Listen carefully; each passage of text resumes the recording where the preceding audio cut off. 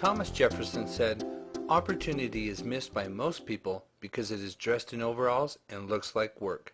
Growing up on a small farm in rural Utah has given me a great appreciation to the simple lessons life on a farm has taught me.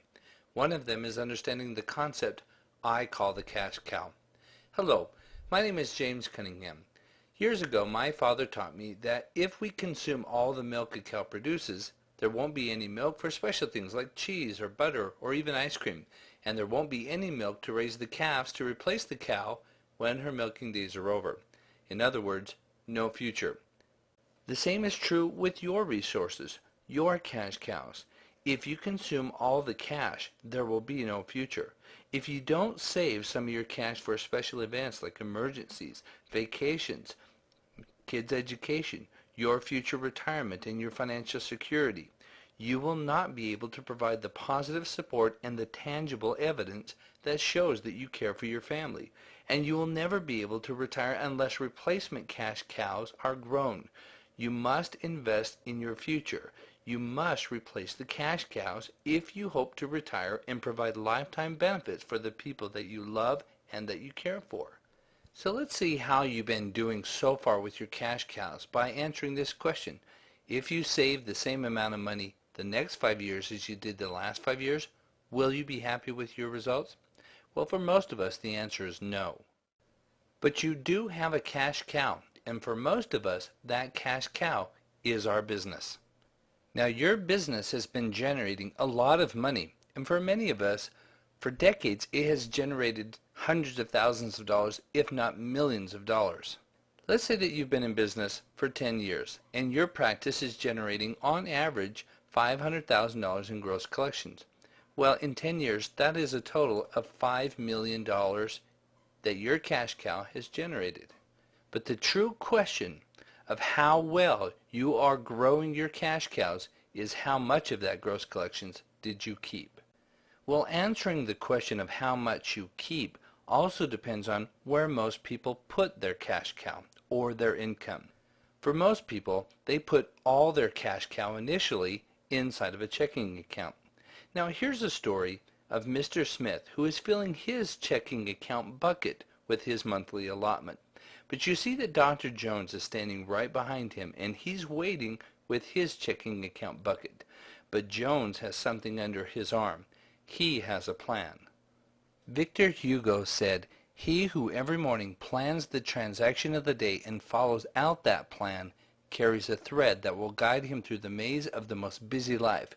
But where no plan is laid, where the disposal of time is surrendered merely to the chance of incidents, chaos will soon reign." And we can see that with millions of Americans who have failed to prepare but now face retirement.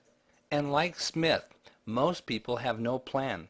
They immediately put all their income in their checking account bucket, but immediately they realize that the bucket has leaks in it when it comes to major purchases like cars and houses. They follow the norms of the industry, which they're getting 30-year loans or 10-year loans or leases on the car. Well, that's really not the smart way to do it. That's actually no planning whatsoever. Most people have millions of dollars, like in our example, funnel through their hands with little to none of that resting in their own financial future. But the problem is, does this sound familiar? And indeed, it's all way too familiar. But the solution is, Jones knew that buckets leak, so his plan called for placing protective hoses over the leaks to save the milk for his family's financial future. Jones also knew that a budget, a plan for managing his spending in his business and in his personal life, was of paramount importance. He knew that he could not spend impulsively, and he knew that he could prosper financially. So all the normal purchases that one goes through in their business and in his personal life were made deliberately and with careful long-term consideration. Tax planning was a very important ongoing process with regular meetings with his accountant. In summary, Jones's savings accumulation allowed him to consider other savings and other opportunities. He had the opportunity to expand his business for himself, maybe different investments, different ventures, to buy more insurance, to buy more real estate, maybe perhaps to buy the building that his clinic was in. With the help of Cunningham Financial, Jones was able to structure a plan that took care of all of his immediate needs, but more importantly, prepared him for his long-term future. One of the fundamental components that Jones knew about planning was the Rule of 72. This is the rule that Albert Einstein coined the power of compound interest. The rule says that whatever rate of return you earn on your money, you divide that into 72, and it'll tell you how many years it takes for your money to double. So if you were earning a 6% rate of return on your money, 6 into 72 is 12. That would mean that your money would double every 12 years.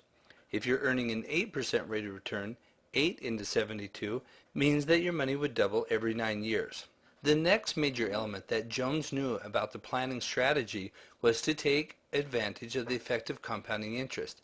In this example, we say that Jones earns a 9% rate of return. With the rule of 72, 9 into 72 means that the money will double every 8 years.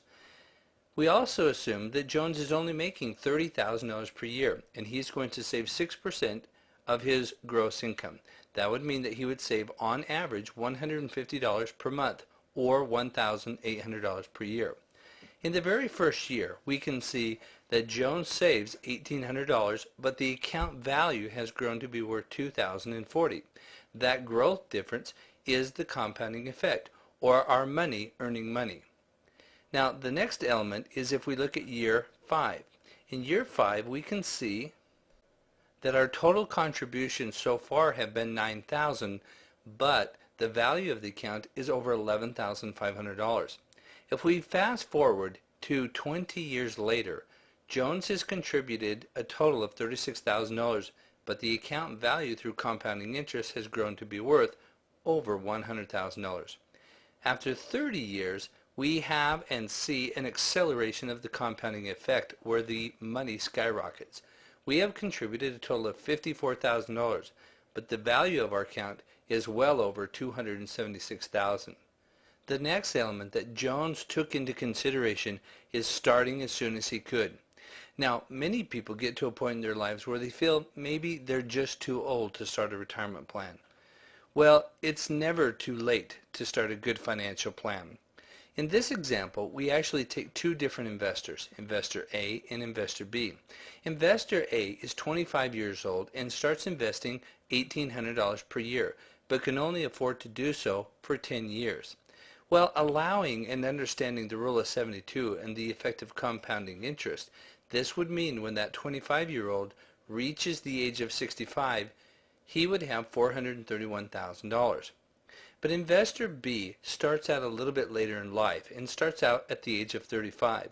But Investor B is going to save for 30 years instead of 10 years. But in this example, he's going to contribute $54,000 but only ends up with $293,000. Now again, it's never too late to start an investment and a savings plan and budget. And if you're feeling like you're starting a little bit late, don't worry. With the help and expertise of a member of Cunningham Financial, we can help you properly budget to make up for lost years. In summary, Jones had a good, solid plan. He was able to plan and budget for his taxes, take care of his personal housing needs, his living expenses, and his other expenses that may arise. But at the same time, he was able to plan for future opportunities.